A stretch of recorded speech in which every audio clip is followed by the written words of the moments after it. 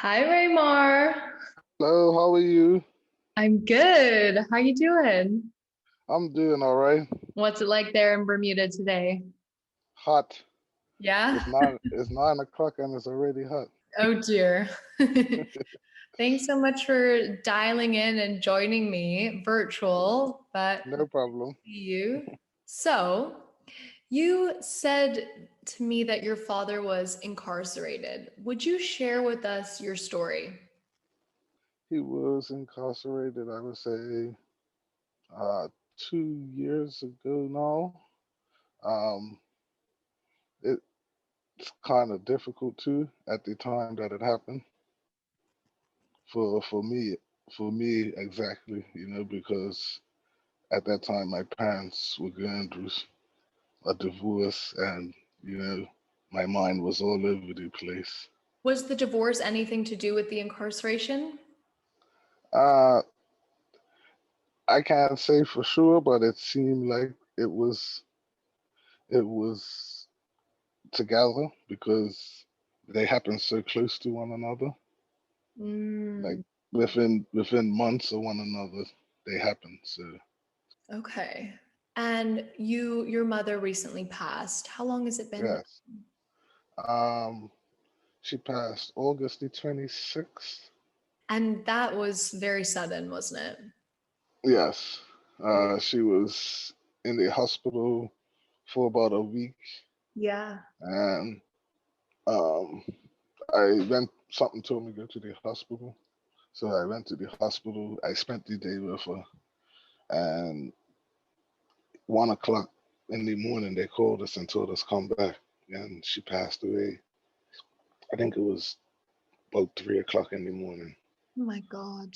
I'm so sorry to hear that, Raymar. That must be horrible because, like you said, your mom's passed and your father is still in prison. So you kind of are without parents right now. What's that like? Uh, at first I thought it's not going to be too difficult, but you don't realize how much you talk to them. You know, just for little things. You know, Yeah. like me and my dad are big football fans, so I'm used to watching football. Something happens, picking up the phone and calling, Yeah. and for a while there's picking up the phone, and I'm like, oh, can't make the call. Gotta wait for him to call me. Yeah. How often are you guys able to talk? Well, we try to talk every day, Okay. but it's kind of difficult because you have to share a phone Oh, in okay. prison. Yeah. So sometimes he can get to the phone to call, sometimes he can't. Yeah. And then also life on the outside, it's kind of difficult for me to put my life on hold for because he has a window of about 3 hours, 4 hours to call. Mm. Oh, So sometimes it's kind of difficult to to to be here when he calls yeah, because because you I both don't work. have a cell phone. Right, I don't have a cell phone, so Yeah. it And is you have work as well. So right. that must be so hard. Like you're saying, you can't really put your life on hold. Do you feel like he understands that? Yeah, yeah. He understands that. He's always, encouraging me to do more things. Um, like just the other day, he told me, I should get back into playing cricket because I was pretty, I was a pretty big cricket player when I was younger, and I'm actually gonna start back up and play cricket. Oh, that'd be awesome. Are you going to be playing for Somerset or St. George's? And for the listeners who aren't from Bermuda, that's like a big rivalry from the ends of the island. Oh, I'm a St. George's fan, but Oh, I don't approve. but I would take whichever team that will pick me. So that's awesome that you like your dad's like thinking of you and like communicating this stuff. Do you kind of have an idea of what his life is like in prison? Um, it it's kind of difficult because it's trying to keep to himself. and not really get in trouble. And in prisons, that's not an easy thing to do, because Mm, once people see that you're trying to keep to yourself, they start thinking, oh, he must think that he's better than us, and you mm, know, and stuff like that. But it's just trying to keep out of trouble. yeah. So he's been there for 2 years now? Yeah, How much longer does he? and he should be coming out in October. Oh, wow. Yeah, How are you feeling? excited. Yeah. Yeah, Yeah, I bet you are. So I read something about people whose family members are incarcerated. Do you mind if I read it to you and you can say if you relate to it at all? sure. Okay, so um, I've read that individuals who have members of family or like friends are often referred to as hidden victims, as they are neither acknowledged or given a platform to be heard or given the support that's available to direct crime victims. So, for example, things that you might be feeling are include experiencing low self-esteem, depression, withdrawal from events with family and friends. So can you relate to any of those? Yeah, mostly events with family and friends. Yeah, But like I said, me and my dad were big football watchers, and in the last 2 years, I find it very hard to actually sit down and watch a football game. because it makes you miss him. Yeah, Oh, but but family events not so much, because one thing I know about my family, we talk a lot. So I just mentioned to him that I prefer not to talk about it. okay. Yeah. Because we all know where he is. We all know what the situation is. So I just prefer to leave it as it is, and Yeah. not talk about it. Do you feel like you have any like a support system in place that supports you with your father being in prison? Yes, I do. Um, my grandma is a big support. Um, my uncles. Um, and I have a group of friends that I grew up with, where I stay now, and they're pretty supportive as well. Yeah. And even with the depression from the excerpt we read earlier, um, sometimes I'm kind of on the edge of that, and my friends would kind of pull me out of it, Yeah. because at those times you don't really want to be around people. So I see them, and then I speak to them and start to leave, and they're like, "Hey, where you going? You acting weird today." Mm. That's how they like to say, "Oh, you're acting different today. Why are you acting different? Sit down, relax." Yeah. Yeah, Sounds like you've got a good support system in place then. yeah. Yeah. So I remember you and I were speaking, and you felt like you were experiencing a lot of anger. Was any of that because of your father going to prison? Um, yes, but I had to realize that it wasn't my anger. I was angry at the situation. Yeah. You know, I that I really didn't have anything to be angry about, Mm, because I have a tendency of making other people's problems my own. yeah. I'm one of those people. If I see something bad happening on the street, I'm not just gonna walk past. Yeah. I'm gonna try and do something.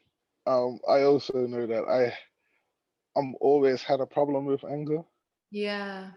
So I could be really, really, really happy, enjoying myself, big smile on my face, and Yeah. then something happened, and I could turn into a raging bull in the china shop in a second. So, something interesting that I'm hearing in what you're saying, I recently read about where people go when there's conflict, and it's a triangle, and there's three places. One is green, and you're in people pleasing mode, trying to talk it down. One is blue, which is silent. So, you're not saying anything, you're kind of that silent person. and 3 is red, you are yelling, you're exploding. And some people, when they experience conflict, stay in one place. So, for example, someone might just always be silent when there's conflict. Um, or some people might dance around the triangle. So, for example, you could start off in people pleasing, then you go to silent, and then you go to red. What does it look Oh, like when you experience conflict?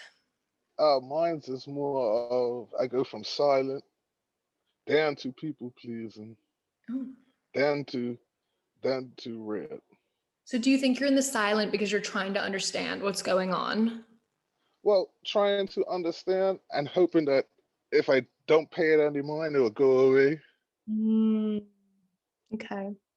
You know, if that makes any sense. Yeah. Maybe that person will get tired of talking. Hmm. You know what I mean? If I'm quiet enough and not responding, maybe they'll get tired of talking and leave it alone, Yeah. and leave me alone. Yeah. And then when it doesn't get to that, I try to talk them down. Says, look, I don't, you know, this is getting me angry. I don't want to get angry. Yeah. And I tell people I don't like myself when I get angry. Hmm. I do things that scare me. Yeah. Do you feel like you've learned to control that a little bit more now that you're older? Um, yes, and most of it is just leaving the situation. Yeah. Well, do you think, and so you said you've been dealing with that for a long time. Do you know like where it came from? Mostly it's just growing up and my life being different from most people. Um, my mom, my mom was diabetic and she was on dialysis. So 3 times a week at 4 o'clock in the morning, she used to go to dialysis, and she used to be on dialysis for 3 hours, then go to work. And my father made 7 o'clock in the morning. So 3 days out of the week, I'm getting my little brother ready for school, making sure all the lunches are packed, making sure he's getting to school on time, and then I'm gotta get to school on time, and Yeah. then on top of that, I used to get picked on a lot in school. Mm, But my my dad helped me realize where that was coming from when I was getting picked on in school. what was it? It was the fact of anytime I was doing anything with the school, one of my parents were always present, no matter what time of day it was hosted. You know, no matter what day of the week, if I was doing something, one of my parents were there. And, you know, just like most places in the world, the black community don't really, most homes are single parent homes. So, most children I went to school with, the single parent home, the mom can't come because she has to work, or the dad can't come because he has to work. Mm. But for me, I always had a parent that could take off time. Yeah. So do you think the kids were jealous that you had someone there supporting? Yeah, Yeah. yeah. And I find it a lot nowadays that, now that I'm older and I see the same people around and we have those conversations, because Bermuda's only so big. You're gonna see people on a regular basis. So I just tell people, look, if you want to talk about it, let's talk about it, get it out in the air, and then we can move on past it. Mm. Do you know anyone else who has a parent who's incarcerated? Um, yes, I do. I know of 3 people personally that have parents locked up. Did you meet them through going to No, no? Okay. I actually knew them, you know, through school and whatnot, and then then you find out that their parents are locked up. So, Yeah. Do you guys feel like you can relate to each other? Do you reach out?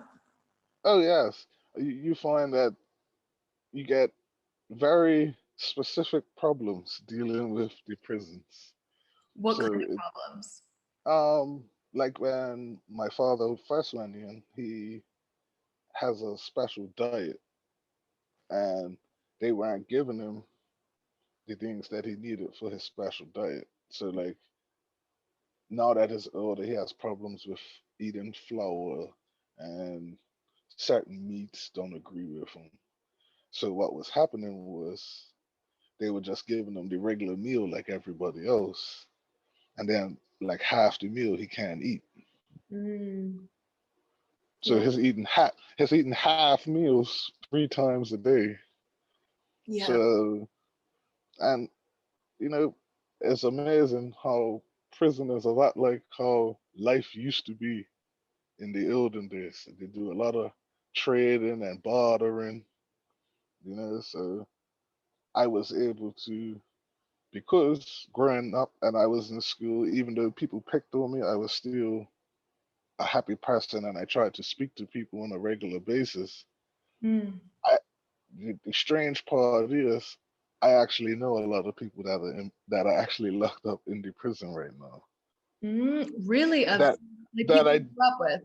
Yeah, and people that I didn't even know were locked up.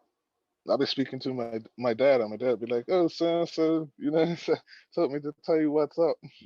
Oh, wow. Why do you think that is? Why do you think there's so many people you know in prison? Um, because I tended to hang around the tougher crowds, because that was not where I felt most comfortable, but where they were most accepting of me. Mm. Being in the tougher group of children, being a person that has anger, come out and different things like that. They're seeing it before. They've been around it before. Mm. So it's it's not as big of a deal to them as other children. So I used to hang around like what a lot of people would call bad people, Mm. because they were accepting of how I was. Yeah. Not that I was doing anything with them, but they were just, oh yeah, that's just him, and they just used to, like, that's all right, and Yeah. not make a stink about it, not try to, change what's going on. Mm. Must have been nice to have people you felt you could relate to. So, what are like for you? Do you feel you're able to be open with people about your father being in prison? Um, I I tend to be. I will feel more strange than somebody that hasn't seen my daddy and don't know and ask me how my dad is doing, for me to be like, oh, he's all right, everything's okay, and then that would make me feel weird. Yeah. Yeah. So you feel like you can be open and honest about it. That's healthy. I don't feel that I can. I feel that I should. Yeah, I Yeah. feel that I should, because if I don't, like you said, it becomes very unhealthy. Mm. Yeah. And and I'm a person, I hold on to things a lot. Okay. Yeah. So like I might tell somebody, "Oh, I forgave you," and deep down I want to forgive them, Mm. but it's something that's holding on, that I don't know what part of me is, but it just holds on to it. Yeah. Do you feel that way towards certain family members? Because obviously, like what you experienced with the court cases, did that divide your family at all? Uh, well, I try not to let it, me personally, Yeah. but it has. So for you, what do you feel um, you want people to know about like your dad? Just that he he'll help anybody that he can, if he can. Um,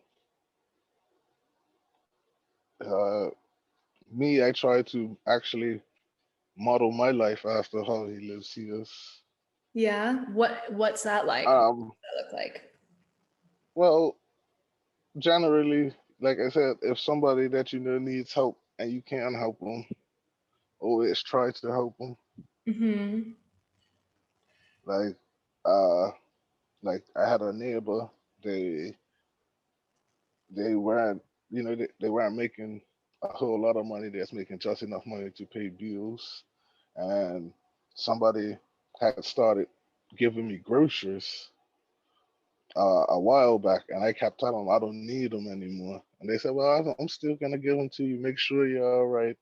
So what I used to do is I used to just take them over to their house, to my neighbor, because Oh, they didn't really have much food in the house.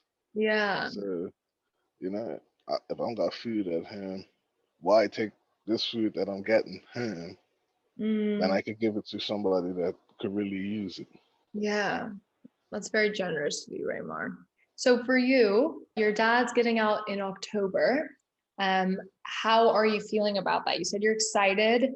Um, do you have any other emotions? Excited, worried. Why? Well, once you got a record, sometimes it becomes difficult to get work again. Yeah. And my dad's in his late 50s, so that's another strike against job hunting. Yeah. Once you get over 50, they tend to look at you differently. And Mm, then on top of that, having a record makes it doubly hard. yeah. So what did he do beforehand? He actually worked for government as a carpenter. He Okay. done a lot of the bus shelter roofs here in Bermuda. Yeah. The Yeah, the wooden frames underneath. He used to make the wooden fences on the side of the road. It was his job to put them up and maintain them. And like any form work for construction, like if something's getting poured with concrete, Mm. putting the woodwork up, linking it all together so it doesn't bust apart. Is that why you've gone into construction? Uh, yeah. Well, that's also another thing my dad taught me. He said, try to know at least a little about every trade. He said Mm. because it could always come in handy. Yeah. He said if you know basic plumbing, basic electrical, and basic construction, maintenance of a house is easy. You don't have to pay nobody. This is why we pay you, Raymar, because we are clueless. Um, Yep. what advice do you have for people with incarcerated friends or family members? Like, what's worked for you getting through this? Um, Trying to have regular conversations, as much as possible, With and with them, yeah. yes, with them, and also visits are important. Mm, Physically seeing somebody, yeah. it makes a big difference. Hmm. For sure. So, what's going to be the first thing you do when your dad gets out? I'm not even sure. I don't even know. Maybe you can watch a football game. Uh, Actually, yeah, maybe. I'd probably take them out to dinner, or lunch, or something. Yeah. Get them a nice, decent meal. Good. Well, Raymar, thank you so much for coming on and sharing your story with us. No Um, problem. and I look forward to keeping in touch. All right. Bye. Bye. See you later. See ya.